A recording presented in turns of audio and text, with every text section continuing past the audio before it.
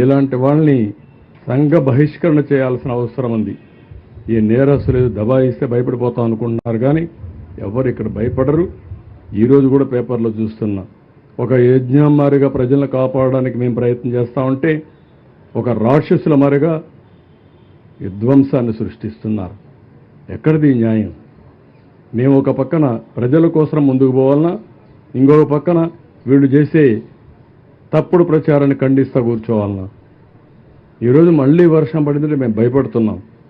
మళ్ళా బుడమేర పొంగితే నీళ్లు వస్తే ప్యానిక్ రియాక్షన్ వస్తుందని మేము భయపడుతున్నాం. వీళ్ళకి బాధ్యత లేదండి? వీడు సమాజ హితం కోసం ఉండే పార్టీ అంటే ఇది? ఇలాంటి దుర్మార్గులు రాష్ట్రంలో ఉండడం కూడా అర్హత ఉందా అని అడుగుతున్నా. ఎక్కడో ఉండేవాళ్ళు సినిమా యాక్టర్లు వస్తున్నారు, పారిశ్రామికవేత్తలు వస్తున్నారు, మామూలు వ్యక్తులు వచ్చి మీరు కష్టపడుతున్నారు, మేము కూడా మా డొనేషన్లు ఇస్తామని చెప్పి సంఘీభావాన్ని తెలియజేయడమే కాకుండా ఆర్థిక సహాయం చేస్తున్నారు, చేతనైనంత వరకు పనిచేస్తున్నారు. ఇప్పుడు ఎంప్లాయీస్ని పిలవలేదు, వాళ్ళే వచ్చారు. అది వాళ్ళ స్ఫూర్తి. ఇది ప్రజల స్ఫూర్తి.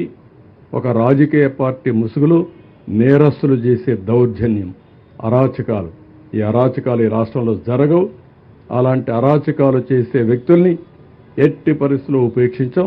ఆ విషయం వీళ్ళు గుర్తుపెట్టుకోవాల్సిన అవసరం ఉంది. బాధ.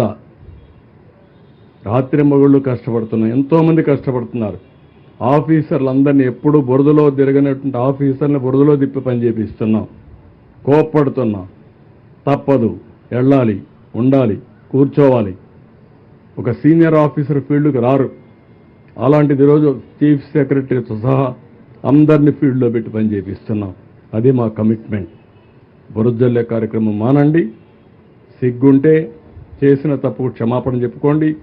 కనీసం మీకు కాన్షియస్నెస్ ఉంటే ఆ కాన్షియస్నెస్ ప్రకారం మనసులోనే మీరు క్షమాపణ కోరండి, ప్రజాహితం కోరితే. అంతేగాని ఇష్ట ప్రకారం మాట్లాడితే మంచిది కాదు. నేను ఎప్పుడు రాజకీయాలు చేయను. సంక్షోభ సమయంలో ఎప్పుడు నా దేశంతా ఒకే ఫోకస్ ఉంటుంది. ఈరోజు డ్రోన్స్ తీసుకొచ్చాం, హెలికాప్టర్లు తీసుకొచ్చాం. ఈరోజు మార్నింగ్ కూడా హోమ్ మినిస్టర్తో మాట్లాడాను.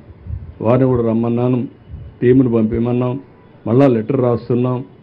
అన్ని విధాలా మేము చేయాల్సిన పనులన్నీ చేస్తామంటే ఈ రాక్షస మూక ఎక్కడికక్కడ అడ్డం వేయడం, ఇష్టానుసారంగా ప్రవర్తించడం, డిస్టర్బ్ చేయడం, ప్రజల్ని మభ్యపెట్టడం, ప్రజల్ని భయభ్రాంతులను చేయడం, ఇది వీళ్ళు చేసే పని.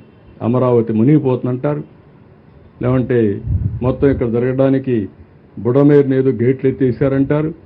మా ఇల్లు కాపాడుకోవడానికి ఆ నీళ్లు తీసుకొచ్చి ఇక్కడ వదిలిపెట్టామంటారు. బుద్ధి జ్ఞానం ఉండాలి, కనీసం ఇంగిత జ్ఞానం ఉండాలి. మాట్లాడేటప్పుడు ప్రజలు కూడా వాచ్ చేస్తారని ఆలోచన ఉండాలి. నేను అందుకే ప్రజా చైతన్యం కోసం మాట్లాడుతున్నా.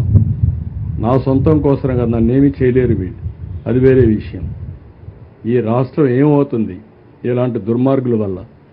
కష్టాల్లో ఉన్నప్పుడు సానుభూతి చూపించకుండా విషాన్ని జిమ్మే వాళ్ళని ఏమనాలి? ఎందుకు ఇలాంటి పైశాచిక ఆనందాన్ని పొందుతున్నారు నాకైతే అర్థం కావడం లేదు.